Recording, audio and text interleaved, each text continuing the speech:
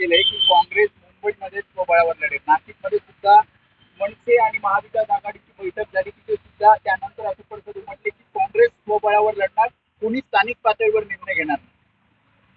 मला असं वाटतं ज्याच्या त्याच्या पक्षाचा जो तो विषय आहे, काँग्रेस असेल अन्य कोणता पक्ष असेल, ज्याला त्याला लढायचं अधिकार आहे.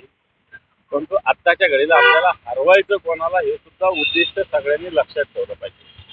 आत्ताचं जे महाराष्ट्रातलं भ्रष्टाचारी सरकार आहे, जमिनी हडप करणारं सरकार आहे, टेंडरवर टक्केवारी खाणारं सरकार आहे, वेगवेगळ्या पद्धतीनं सर्वसामान्य जनतेला वेठीस धरणारं सरकार आहे.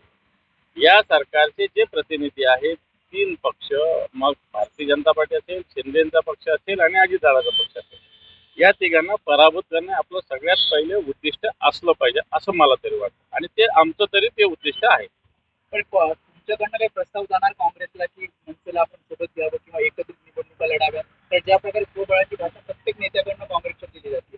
हे पण आपल्या पक्षाच्या कार्यकर्त्यांना स्फुरण देण्यासाठी, आत्मविश्वासासाठी आम्ही सगळीकडे लढणार असं म्हणावं लागत आहे. कारण मग त्या निमित्तानं सगळ्या वॉर्डातले कार्यकर्ते तरी हलते डोलते राहतात. मग जे करायचं ते पक्ष वेळेवर करत असतो, त्यामुळे सगळ्याच पक्षाला असं म्हणावं लागतं. मुंबई महापालिकेसाठी 125 जागांची यादी मनसेने काढल्याची ताकद मंजुरीची आहे. त्या जागाचा विचार मध्ये केला जाईल. मला असं वाटतं अजून त्या विषयावर कोणतीच बोलणी नाही, अजून निवडणुकीची घोषणा नाही, आणि या सगळ्या विषयावर मला वाटतं पक्षप्रमुख माननीय उद्धवजी ठाकरे साहेबच निर्णय घेतील. थँक्यू. दुपारनंतर